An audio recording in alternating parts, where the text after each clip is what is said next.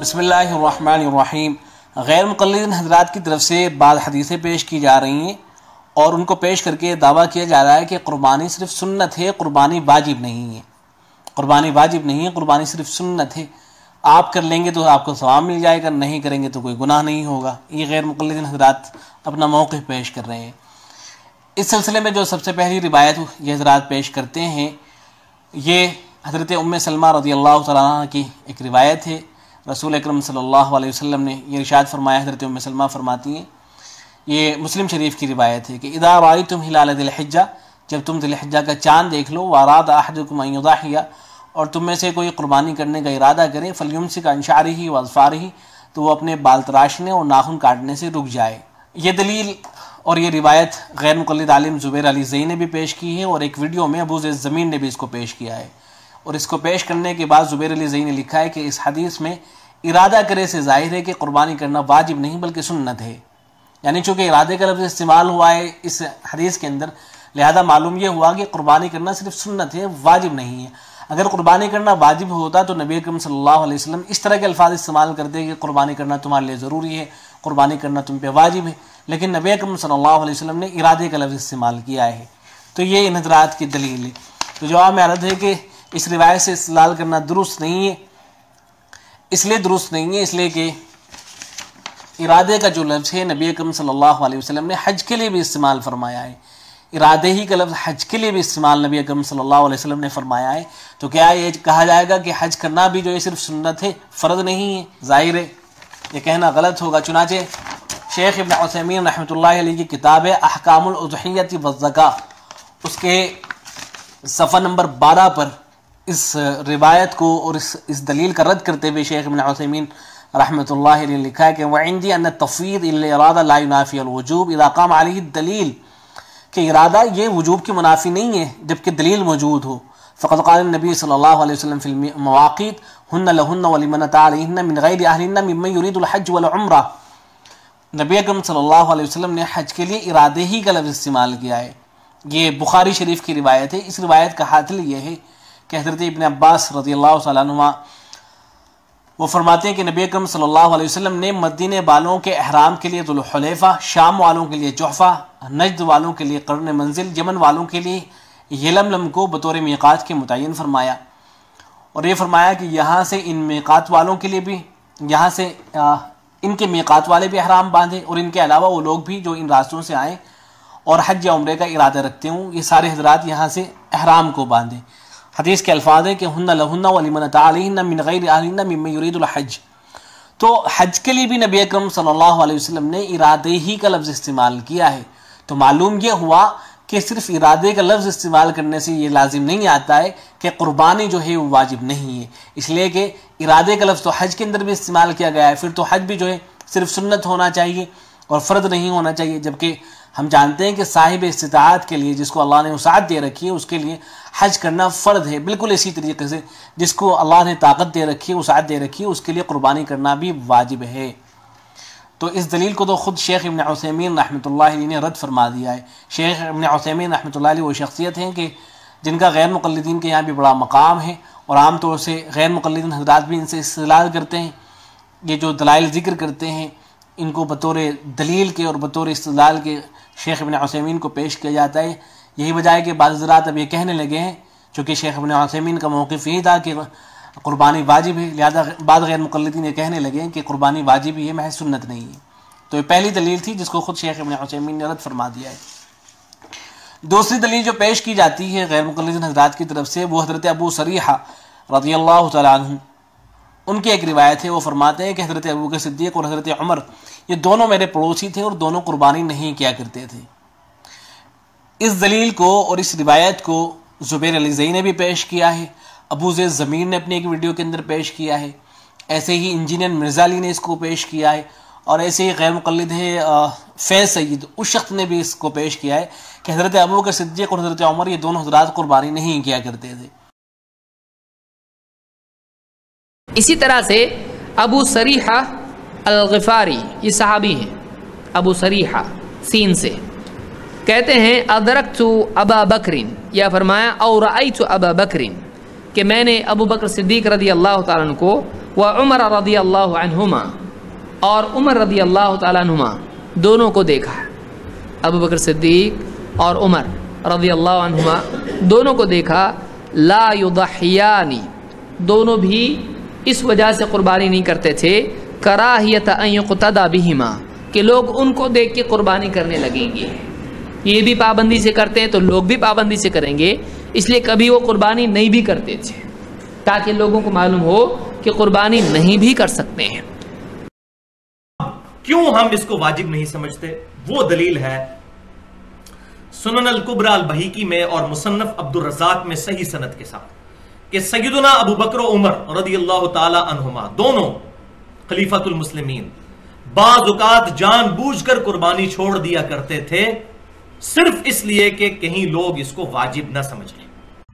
ज़्यादा बेहतर सुन्नत मौक़दा है कि कोई इंसान ताकत रखे तो ज़रूर करे। उसकी दलील की सुन्नत मौक़दा है वो ये है कि जो है साहिबैन हज़रत उमर अबू बकर सिद्दीक़ रज़ी अल्लाह अन्हु और उमर इब्न ख़त्ताब रज़ी अल्लाह अन्हु जो है इनको देखा गया कि ये जो है क़ुरबानी नहीं करते थे। जब किसी ने सवाल किया, और अब्दुल्ला इब्न उमर की एक रिवायत है कि हमने देखा अबू बकर सिद्दीक़ और उमर इब्न ख़त्ताब क़ुरबानी नहीं करते थे। हमने जब सवाल किया तो उन्होंने हमसे कहा हम क़ुरबानी दोनों इसलिए नहीं करते हैं कहीं तुम लोग इसे वाजिब और फ़र्ज़ ना समझ लो। तो सहाबा ने कुछ ईदों को क़ुरबानी ना करके, और बिलखुसूस ये दोनों शख्सियात ने क़ुरबानी ना करके उम्मत को बताया कि क़ुरबानी करना सुन्नत मौक़दा है। तो अगर हज़रत अबू बकर सिद्दीक़ रज़ियल्लाहु तआला अन्हु और हज़रत उमर रज़ियल्लाहु तआला अन्हु इन दोनों हज़रात का कुर्बानी न करना, अगर इसको ये हज़रात दलील बना रहे, तब तो कुर्बानी कुछ भी नहीं होनी चाहिए, तब तो कुर्बानी सुन्नत भी नहीं होनी चाहिए, इसलिए कि हज़रात तो छोड़ रहे हैं। तो जब छोड़ रहे हैं तो कुर्बानी का तो दर्जा कुछ भी नहीं होना चाहिए, न वाजिब होनी चाहिए, न सुन्नत होनी चाहिए। एक शख्स ये कह सकता है कि जब हज़रत अबू बकर ही नहीं करते थे, हज़रत उमर ही नहीं करते थे, तो मैं भी नहीं करता हूँ। तो इसको तो दलील बनाना सिरे से दुरुस्त ही नहीं है, एक बात। दूसरी बात यह कि शेख इब्न उसैमीन रहमतुल्लाहि अलैहि ने हज़रत अबू बकर और हज़रत उमर रज़ियल्लाहु तआला अन्हु का जो अमल है उसको ये कह कर रद्द फरमा दिया कि क़ुल्तु व इज़ा सह्हल वुजूब अन रसूलिल्लाहि सल्लल्लाहु अलैहि वसल्लम, कि जब रसूल अकरम सल्लल्लाहु अलैहि वसल्लम से वजूब साबित हो गया, अल्लाह के नबी ने फरमा दिया कि मन कान लहू सआतुन, कि जिसको अल्लाह ने वसाअत दे रखी है, वलम युदाही, और फिर भी वो कुर्बानी नहीं कर रहा है, फ़ला यक़रबन्ना मुसल्लाना, तो उसे हमारे ईदगाह में आने की ज़रूरत नहीं है। तो जब वजूब नबी अकरम सल्लल्लाहु अलैहि वसल्लम से साबित हो गया है तो लम यकुन क़ौलु ग़ैरिही हुज्जतन अलैह, तो नबी अकरम सल्लल्लाहु अलैहि वसल्लम के ख़िलाफ़ तो किसी की भी बात को नहीं लिया जाएगा, किसी का कौल मोतबर नहीं होगा, ये कह के उन्होंने रद्द कर दिया है। लेकिन हमारी तरफ से जो जवाब है और जो सही जवाब है वो ये है कि जो इन हज़रात के बारे में आता है कि हज़रत अबू बकर और हज़रत उमर ये कुर्बानी नहीं किया करते थे, तो इसका सही मतलब ये है कि ये हज़रात अपने घर वालों की तरफ से कुर्बानी नहीं किया करते थे। चुनांचे कंजुल अम्माल के अंदर जो रिवायत आई है उसके अंदर सराहत मौजूद है कि ये हज़रात घर वालों की तरफ से कुर्बानी नहीं किया करते थे। यह मतलब नहीं कि अपने ही तरफ से कुर्बानी नहीं किया करते थे। कंजुल अम्माल के अंदर जो रिवायत आई है उसके अल्फाज ये हैं, रावी भी हज़रत अबू सरिया ही हैं, वो फरमाते हैं कि लक़द राअयतु अबा बकर सिद्दीक़ व उमर मा युदाहियान अन अहलिहिमा खशियत अन युस्तन्न बिहिमा, कि मैंने अबू बकर सिद्दीक़ और हज़रत उमर रज़ियल्लाहु तआला अन्हुमा इनको देखा कि ये हज़रात अपने घर वालों की तरफ से, अन अहलिहिमा, अपने घर वालों की तरफ से कुर्बानी नहीं किया करते थे, इस बात के अंदेशे से कि लोग इनकी इक़्तिदा न करना शुरू कर दें। और अल्लामा इब्न कसीर रहमतुल्लाहि अलैहि, इमाम इब्न कसीर रहमतुल्लाहि अलैहि वो फरमाते हैं कि इसनाद वो सही, इसकी सनद भी सही है। तो मालूम ये हुआ कि जो घर वाले हैं उनकी तरफ से तो कुर्बानी करना ज़रूरी नहीं है, उनकी तरफ से तो कुर्बानी करना वाजिब नहीं है। एक घर के अंदर बहुत सारे अफराद रहते हैं, औरत है, बीवी है, बच्चे हैं, बालिग नाबालिग, तो जो साहिब वसाअत होगा सिर्फ उसके ऊपर कुर्बानी वाजिब होगी, हर किसी की तरफ से कुर्बानी वाजिब नहीं होगी। तो ये इसका सही मफहूम है कि हज़रत अबू बकर सिद्दीक़ और हज़रत उमर वो अपने घर वालों की तरफ से कुर्बानी नहीं किया करते थे। यह मतलब नहीं है कि वो सिरे से कुर्बानी ही नहीं किया करते थे। इसके अलावा अगर किसी और सहाबी के बारे में आ रहा है कि वो भी कुर्बानी नहीं किया करते थे, तो वो भी इसी पर महमूल होगा कि वो अपने घर वालों की तरफ से कुर्बानी नहीं किया करते थे। यह मतलब नहीं होगा कि वो खुद अपनी कुर्बानी भी नहीं किया करते थे। तो ये वो बाज़ दलाइल हैं जो गैर मुक़ल्लिद हज़रात की तरफ से पेश किए जाते हैं। इसके बरखिलाफ़ कुर्बानी वाजिब है, और ये जो कुर्बानी के वजूब के जो कायल रहे हैं, शेख इब्न उसैमीन रहमतुल्लाहि अलैहि ने सफ़ा नंबर 7 पर लिखा है कि कुर्बानी के जो वजूब के कायल रहे हैं वो उन हज़रात में से हज़रत इमाम औज़ाई रहमतुल्लाहि अलैहि हैं, इमाम लैथ हैं, اور امام ابو حنیفہ رحمۃ اللہ علیہ کے تو مذہب ہے یہی کہ قربانی واجب ہے، اور حضرت امام احمد ابن حنبل رحمۃ اللہ علیہ کی ایک روایت بھی یہی ہے کہ قربانی واجب ہے۔ آگے لکھتے ہیں کہ قال شیخ الاسلام وهو احد قولین فی مذہب مالک، کہ حضرت امام مالک رحمۃ اللہ علیہ کے دو قولوں میں سے قول یہی ہے کہ قربانی واجب ہے، بلکہ آگے تو یہ لکھا ہے کہ حضرت امام مالک کا جو ظاہر مذہب ہے وہ یہی ہے کہ قربانی واجب ہے۔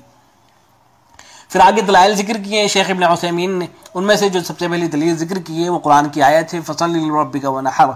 کہ آپ اپنے رب کے لیے نماز پڑھیے اور قربانی دیجیے۔ تو دونوں جگہ نماز کے لیے بھی اور قربانی کرنے کے لیے بھی امر کا صیغہ استعمال ہوا ہے، اور امر جو ہے وجوب کے لیے آتا ہے، یعنی قربانی نماز پڑھنا بھی ضروری ہے اور قربانی کرنا بھی ضروری ہے۔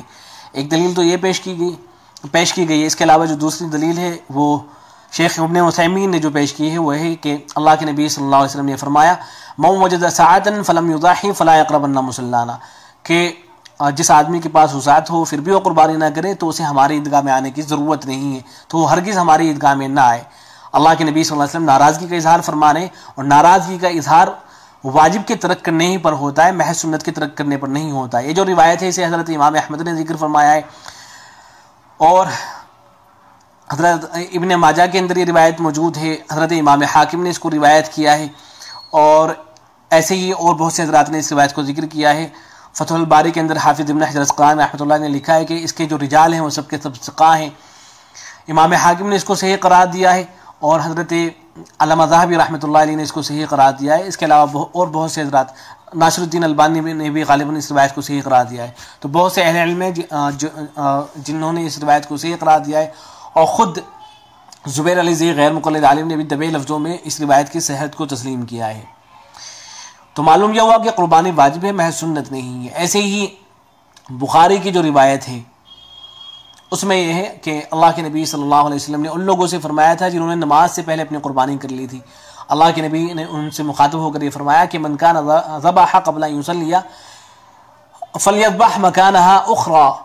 کہ جس نے بھی نماز سے پہلے قربانی کر لی تھی تو اسے چاہیے کہ دوسری وہ قربانی کرے۔ تو اگر قربانی واجب نہ ہوتی تو اللہ کے نبی صلی اللہ علیہ وسلم ان لوگوں کو جنہوں نے نماز سے پہلے قربانی کر لی تھی دوبارہ قربانی کرنے کا حکم نہ دیتے۔ نبی اکرم صلی اللہ علیہ وسلم کا دوبارہ قربانی کرنے کا حکم دینا اس بات کی واضح دلیل ہے کہ قربانی واجب ہے، قربانی سنت نہیں ہے۔ تو یہ چند دلائل تھے جو میں نے ذکر کر دیے، اور غیر مقلدین حضرات کے دلائل کا تجزیہ پیش کر دیا ہے کہ غیر مقلدین حضرات جن روایتوں سے استدلال کر رہے ہیں ان روایتوں سے استدلال کرنا قربانی کے عدم وجود پر وہ درست نہیں ہے، بلکہ صحیح بات یہ ہے کہ قربانی واجب ہے اور قربانی کرنا ضروری ہے، قربانی محض سنت نہیں ہے۔ السلام علیکم ورحمۃ اللہ۔